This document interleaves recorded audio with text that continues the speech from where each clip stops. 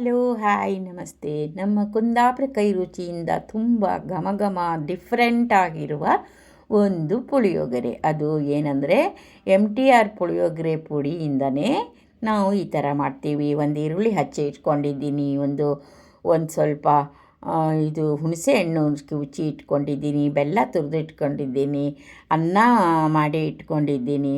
ಇವಾಗ ಒಂದು ಪಾತ್ರೆಗೆ ಸ್ವಲ್ಪ ಒಂದು ಕಾಲು ಲೋಟ ನೀರು ಹಾಕ್ಕೊಂಡು ಅದಕ್ಕೆ ಹುಣಸೆ ಹಣ್ಣು ಕಿವುಚಿದ ರಸ ಹಾಕಿ, ಆಮೇಲೆ ಸ್ವಲ್ಪ ಬೆಲ್ಲ ಹಾಕಿಬಿಟ್ಟು ಸ್ವಲ್ಪ ಸಣ್ಣ ಉರಿಯಲ್ಲಿ ಕುದಿಸ್ತೀವಿ. ತುಂಬ ಚೆನ್ನಾಗಿರುತ್ತೆ. ನೀವು ಈ ಥರ ಯಾರು ಮಾಡಿದ್ದಾರೋ ಗೊತ್ತಿಲ್ಲ, ನಾನಂತೂ ಯಾವಾಗಲೂ ಈ ಥರ ಮಾಡ್ತಾಯಿದ್ದೀನಿ. ನಿಮ್ಗೆ ಇಷ್ಟ ಆದರೆ ಒಂದು ಸರ್ತಿ ಟ್ರೈ ಮಾಡಿ. ಯಾಕಂದರೆ ಒಂದು ದಪ್ಪ ಈರುಳ್ಳಿನ ಉದ್ದುದ್ದಾಗಿ ಹಚ್ಕೊಂಡು ಇಟ್ಕೊಂಡಿದ್ದೀನಿ ಫ್ರೆಂಡ್ಸ್.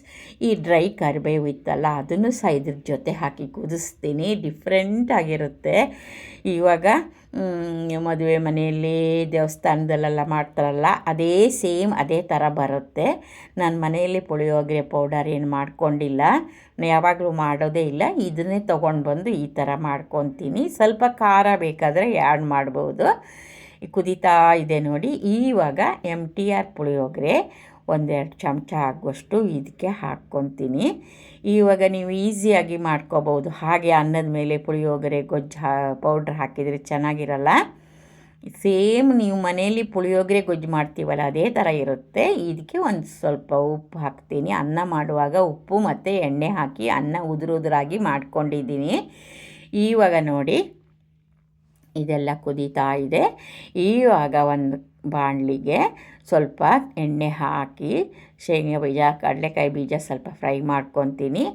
ಅದನ್ನು ತೆಕ್ಕೊಂಡು ಇನ್ನೊಂದು ಸ್ವಲ್ಪ ಎಣ್ಣೆ ಹಾಕ್ಕೊಂಡು, ಒಂದು ಚಮಚ ಎಣ್ಣೆ ಹಾಕ್ಕೊಂಡು, ಅದು ಬಿಸಿ ಆಗ್ತಾಯಿದ್ದಾಗೆ 1-2 ಚಮಚ ಕರಿ ಎಳ್ಳಾಗಲಿ ಬಿಳಿ ಎಳ್ಳು ಯಾವುದಾದ್ರೂ ಆಗ್ಬೋದು. ನಾನೊಂದು ದೊಡ್ಡ ಚಮಚದಲ್ಲಿ 2 ಚಮಚ ಹಾಕ್ಕೊಂಡಿದ್ದೀನಿ.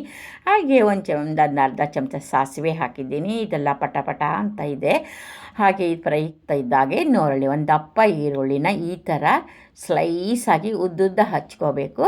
ಹಾಗೆ ಇದು ಫ್ರೈ ಆಗ್ತಾ ಇರುತ್ತೆ ಸಣ್ಣ ಉರಿಯಲ್ಲಿ. ತುಂಬ ಗೋಲ್ಡನ್ ಕಲರ್ ಬರಬೇಕಂತ ಏನಿಲ್ಲ. ಕರಿಬೇವು ಸೊಪ್ಪನ್ನು ಕೆಸಲು ಹಾಕಿದ್ದೀನಿ.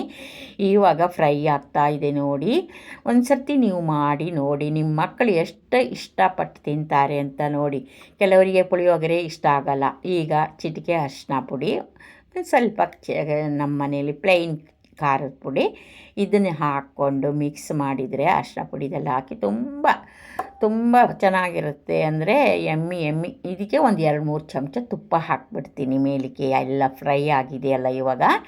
ಹಾಗೆ ಅದನ್ನು ಕುಯಿಸಿ ಗೊಜ್ಜು ಥರ ಮಾಡಿ ಇಟ್ಕೊಂಡಿದ್ದೀನಿ. ಆ ಗೊಜ್ಜನ್ನು ಇವಾಗ ಇದಕ್ಕೆ ಆ್ಯಡ್ ಮಾಡ್ತೀನಿ. ತುಂಬ ಚೆನ್ನಾಗಿರುತ್ತೆ. ನೋಡಿದಾಗಲೇ ತಿನ್ನಬೇಕನ್ಸುತ್ತೆ ಫ್ರೆಂಡ್ಸ್. ಒಂದು ಸರ್ತಿ ಡಿಫ್ರೆಂಟಾಗಿ ಪುಳಿಯೋಗರೆ ಮಾಡಿ ಹೇಗಾಗಿದೆ ನನ್ನ ರೆಸಿಪಿ ಅಂತ ಕಮೆಂಟ್ ಮೂಲಕ ತಿಳಿಸಿ. ಚೆನ್ನಾಗಿರುತ್ತೆ. ಅನ್ನನ ತಣ್ಣಗಾಗಿ ಇಟ್ಕೊಂಡಿದ್ದೀನಿ. ಈಗ ಅನ್ನ ಮಿಕ್ಸ್ ಮಾಡ್ತಾಯಿದ್ದೀನಿ ನೋಡಿ.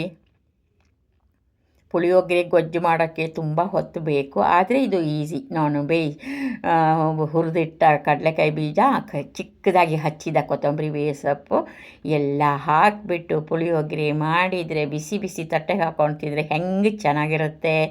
ಹೇಗಾಗಿದೆ ಅಂತ ಒಂದು ಕಮೆಂಟ್ ಮೂಲಕ ತಿಳಿಸಿ ಫ್ರೆಂಡ್ಸ್. ಇನ್ನೊಮ್ಮೆ ಒಂದು ಒಳ್ಳೆ ವಿಡಿಯೋದೊಂದಿಗೆ ನಿಮ್ಮ ಮುಂದೆ ಬರ್ತೀನಿ. ಅಲ್ಲಿ ತನಕ ಸಪೋರ್ಟ್ ಮಾಡ್ತಾಯಿರಿ, ಸಬ್ಸ್ಕ್ರೈಬ್ ಮಾಡ್ತಾಯಿರಿ, ಕಮೆಂಟ್ ಹಾಕ್ತಾಯಿರಿ.